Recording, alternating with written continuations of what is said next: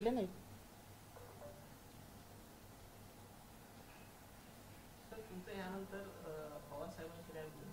माझं कोणाशीही काहीही बोलणं झालेलं नाही, कारण मी माफी मागितल्यानंतर कोणाशी बोलण्याचा माझा संबंधच येत नाही.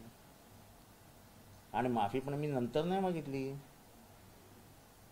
जिथे कार्यक्रम सुरू होता तो कार्यक्रम सुरू होण्याच्या आधीच मी माफी मागितली. मला कोणी सांगितलं नाही माफी माग. माझी तात्कालिक स्पॉन्टेनियस रिॲक्शन होती की आपल्याकडनं चूक झाली. आणि जर मला माहिती असतं तर माझ्याकडनं झालीच नसती. त्या पोस्टरवर मनुस्मृती लिहिलेलं होतं आणि मनुस्मृतीबद्दल प्रचंड आग डोक्यात जळत होती आणि त्याच्यामुळे ते घडलं.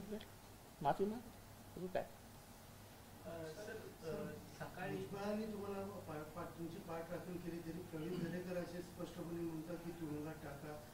टाका ना, तुरुंगात टाका, जेलमध्ये टाका, फाशी द्या.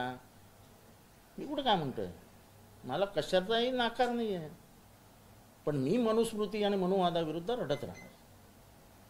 माझा लढा हा मनुवादाविरुद्ध आहे. माझा लढा काय दरेकर विरुद्ध नाही आहे. माझा लढा हा वैयक्तिक कोणाविरुद्धच नव्हता. बीजेपीने एवढं वैयक्तिक का घेतलं हेच मला कळत नाहीये. मी बीजेपी विरुद्धही शब्द बोललो नव्हतं. जर एवढं मनूचं प्रेम त्यांना आलं असेल तर ठीक आहे, लढाई मनुवादाविरुद्ध आहे. आणि महाराष्ट्रातल्या बहुजनांना मनूने काय केलंय हे प्रत्येकाला माहिती आहे. उलट बरं झालं, सगळे चेहरेच उघडे पडले.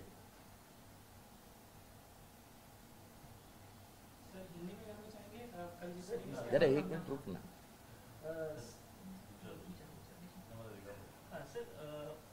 आज संपूर्ण महाराष्ट्रात तुमच्या विरोधात आंदोलन होते, मात्र तुमच्या घराबाहेर म्हणावी की सिक्युरिटी जी आहे ती दिसत नाही. पोलीस आहेत, मात्र जी सिक्युरिटी हवी असते ती तुमच्या काय खून करणार आहेत का माझा.